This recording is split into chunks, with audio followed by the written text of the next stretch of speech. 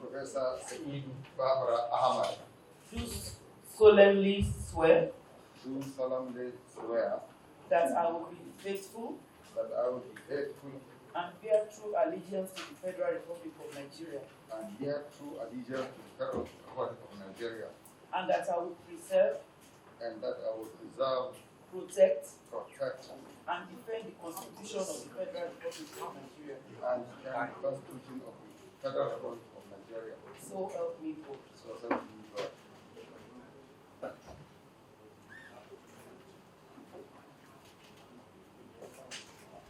Oath of Office of Resident Electoral Commissioner.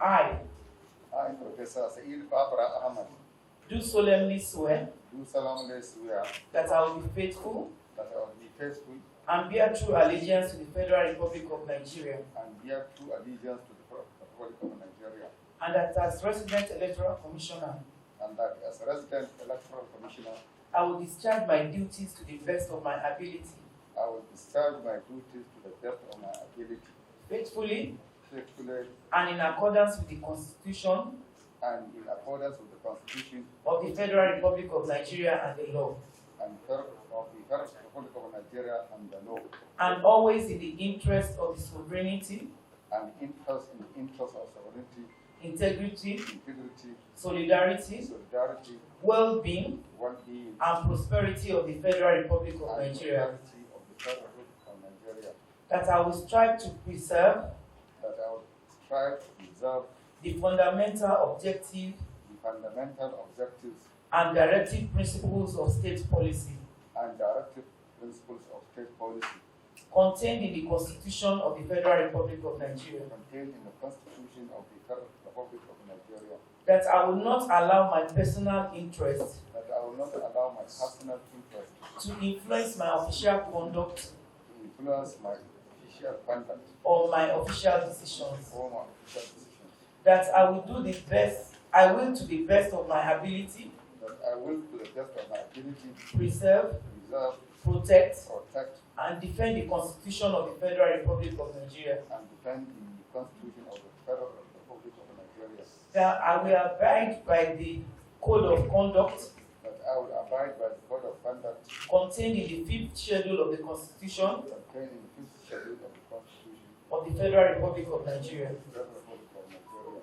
that in all circumstances that in all circumstances I will do right to all manner of people I will do right to all manner of people according to law, according to law, without fear or favor, without fear or favor, affection or ill will, affection or ill will, that I will not directly or indirectly that I will not directly or indirectly communicate or reveal to any person communicate or reveal any person any matter which shall be brought under my consideration, any matter that will be brought to my under my consideration, or shall become known to me or shall become known to me as Resident Electoral Commissioner, as resident electoral commissioner, except as may be required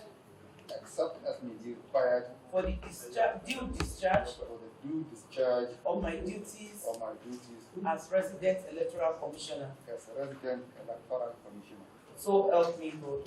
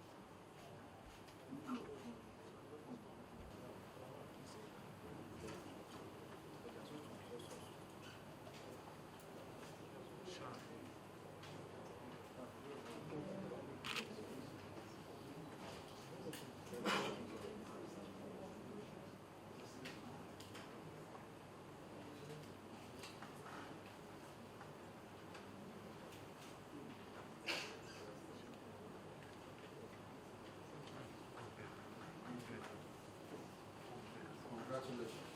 Thank you, sir.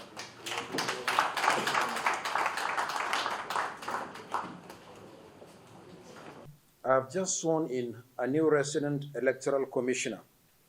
He is Saidu Ahmad, a professor of English literature from Bayero University, Kano.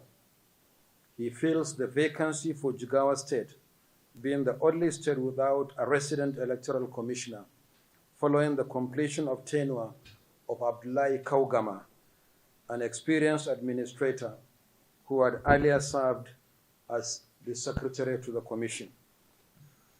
At the moment, the policy of the commission is to deploy RECs within their geopolitical zones, but they will not be posted to their states of origin throughout their tenure. Accordingly, Professor Ahmad is hereby deployed as the resident electoral commissioner for Zamfara State.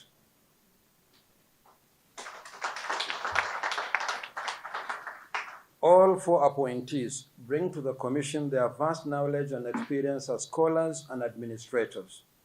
I'm confident that they will join us in further expanding and extending the frontiers of free and fair elections in Nigeria. In addition to adherence to the provisions of the law, our success in this arduous task also draws from our integrity as election managers. We must be strict in the application of the law, firm in handling the public trust bestowed on us, and fair in our dealings with political parties and candidates. We must remember that in discharging our responsibilities, Nigeria and Nigerians must always come first.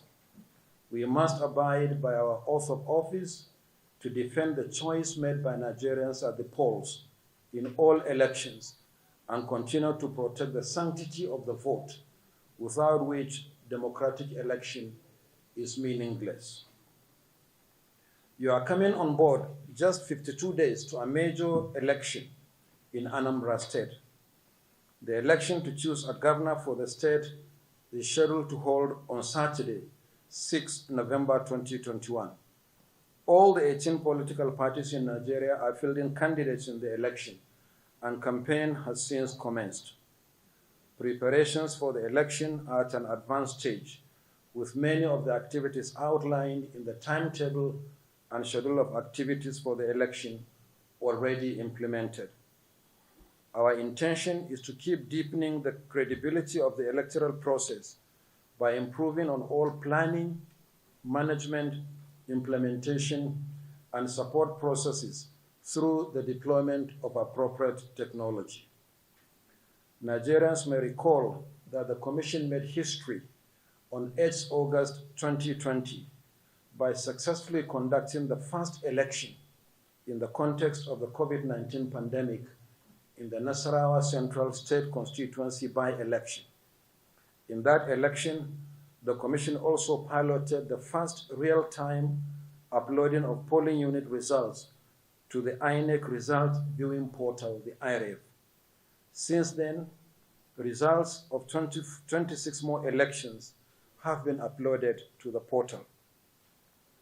Only last weekend, we piloted yet another innovation in the Isoko South 1 State Constituency by-election in Delta State.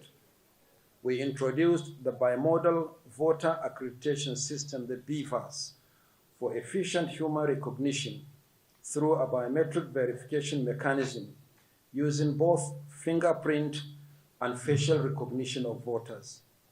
The result of the pilot in the 84 polling units was very encouraging indeed.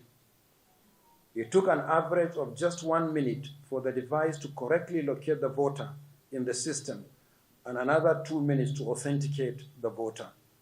In terms of the ruggedness of the device and its battery life, no single BVAS was replaced due to discharge of battery throughout the voting period. Most importantly, the device was able to guarantee the credibility of voter accreditation by preventing the incidence of multiple voting or the use of stolen PVCs to vote. All voters were accredited electronically using the BVAS. The use of the incident form was eliminated. The Isoko South 1 state constituency by-election was historic in this respect. However, there were a few challenges. Matching the voters' live image against the image on the register was difficult in a few instances due to the quality of pictures of some voters arising from previous voter registration. Secondly, some polling units were not bright enough when taking the photo for facial authentication. Thirdly, there was the age-old problem of thuggery during elections. Our officials were attacked and 5 BVAS devices were snatched by hoodlums.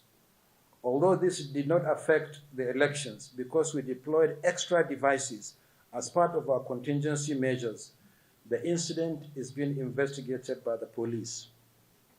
Nevertheless, we wish to assure Nigerians that the Commission will address these challenges, including the installation of a mechanism to disable and track the device in the event of theft by hoodlums. This mechanism will be activated ahead of the forthcoming Anambra State governorship election. On this note, let me draw the attention of the new national and resident electoral commissioners to the reality of serving in INEC. The task ahead is challenging, but it is also a national call to service. It is important to quickly settle in and familiarize yourselves with the rules, procedures, and responsibilities of your office. Let me reiterate once again that you should always bear in mind that a credible election draws heavily from the integrity of the election managers.